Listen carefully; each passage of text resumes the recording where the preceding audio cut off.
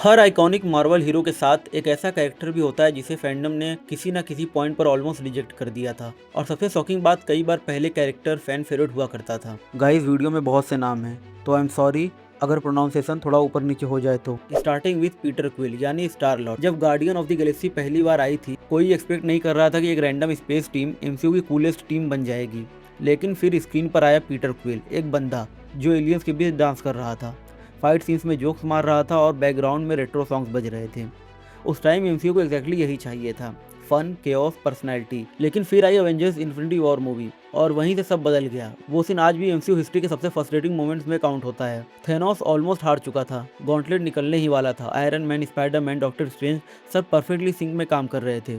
तभी क्विल को पता चलता है कि गोमोरा मर चुकी है। बस उस सेकंड में उसने कंट्रोल खो दिया और उसी के साथ फैंडम ने भी कंट्रोल खो दिया। उस पंच के बाद सिर्फ थैनोस नहीं बचा, बल्कि एमसीयू का पूरा फ्यूचर बदल गया। मूवी रिलीज होने के बाद इंटरनेट लिटरली स्टार लॉर्ड के कैरेक्टर के खिलाफ चला गया। Memes, rants, Reddit Wars.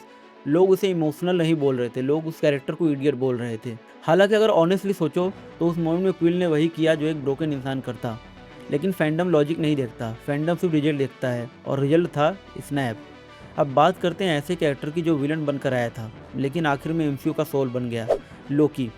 शुरुआत में लोकी बस एक मैनिपुलेटिव विलन था, जेलस, एंग्री और अटेंशन हंग्री। दी अवेंजर्स में उसे न्यूयॉर्क पर हमला किया, कोल्सन को मारा और पूरी टीम को तोड़ने की कोशिश की। लेकिन प्रॉब्लम ये थी, फैंस उससे पूरी तरीके से हेट नहीं कर पाए। क्यों? क्योंकि लोकी ईविल फील नहीं होता था, वो हर्ट फील होता था।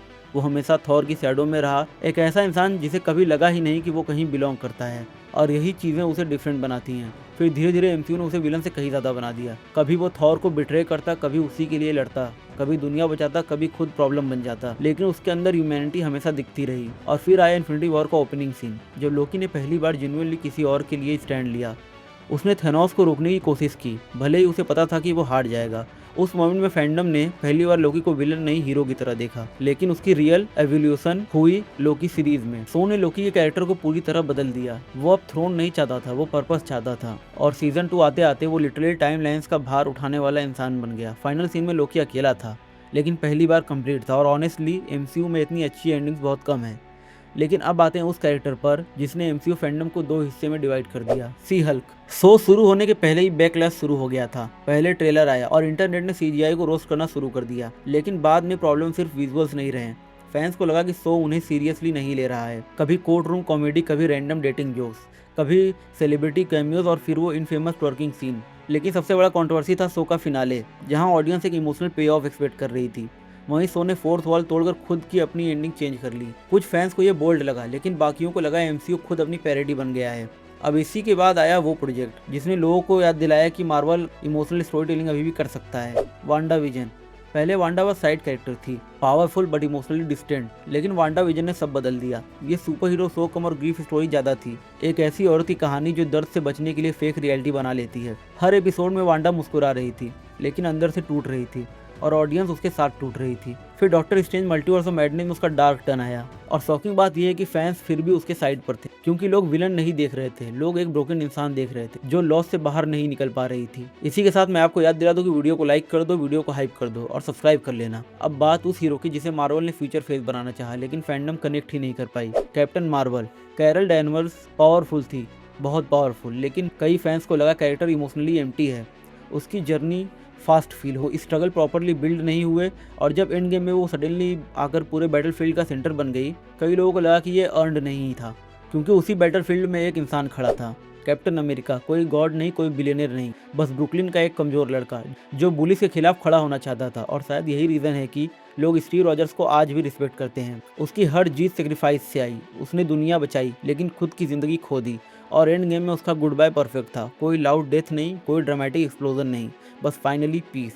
लेकिन अगर एमसीयू में सबसे पेनफुल कैरेक्टर जर्नी की बात हो तो एक नाम हमेशा आएगा, बकी बार्न्स।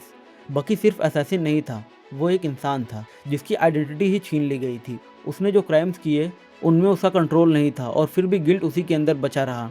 यही रीज़न है कि फैंस उसके हीलिंग मोमेंट से अटैच हो गए। Therapy sessions, nightmares, awkward silence. वो अब दुनिया बचाने की कोशिश नहीं कर रहा था, वो खुद को वापस पाने की कोशिश कर रहा था। और फिर आता है एमसीयू का सबसे कंट्रोवर्शियल ट्रांसफॉर्मेशन, प्रोफेसर हल्क। पहले हल्क मॉन्स्टर था, डेंजरस, अनप्रेडिक्टेबल, प्योर रेज। लेकिन बाद में हमें मिला स्मार्ट हल्क और कई फैंस को लगा कैरेक्टर का पूरा फियर फैक्टर खत्म हो गया। सब लोग उस हल्क वर्सेस थेनोस के रीमैच का इंतजार कर रहे थे, लेकिन वो मोमेंट कभी आया ही नहीं और वही डिसअपॉइंटमेंट शुरू हुई। लेकिन अपकमिंग स्पाइडरमैन मूवी में ऑलमोस्ट कंफर्म है कि हमें मॉन्स्टर हल्क देखने को मिलेगा। इसके बाद अब अगर एमसीयू का हर्ट चुनना पड़े तो ज़्यादातर लोग एक ही नाम लेंगे, आयरन मैन।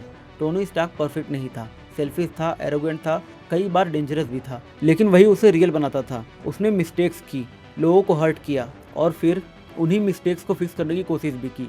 उसका जर्नी ईगो से सेक्रीफाइस तक का था और जब उसने एंड गेम में स्नैप किया वो सिर्फ यूनिवर्स बचाने वाला मोमेंट नहीं था, वो पूरे एमसीयू जर्नी का पे ऑफ था। अब कैरेक्टर्स की वीडियो तो तुमने देख ली, बट अगर ये जानना चाहते हो कि एमसीयू के most loved and controversial actors कौन हैं तो लेफ्ट वाली वीडियो पे क्लिक करो। और अगर ये जानना चाहते हो कि मार्वल कैसे सीक्रेटली डूम्सडे मूवी को सेटअप कर चुका है तो राइट वाली वीडियो पे क्लिक करो। मैं तुम्हें वहीं मिलूंगा।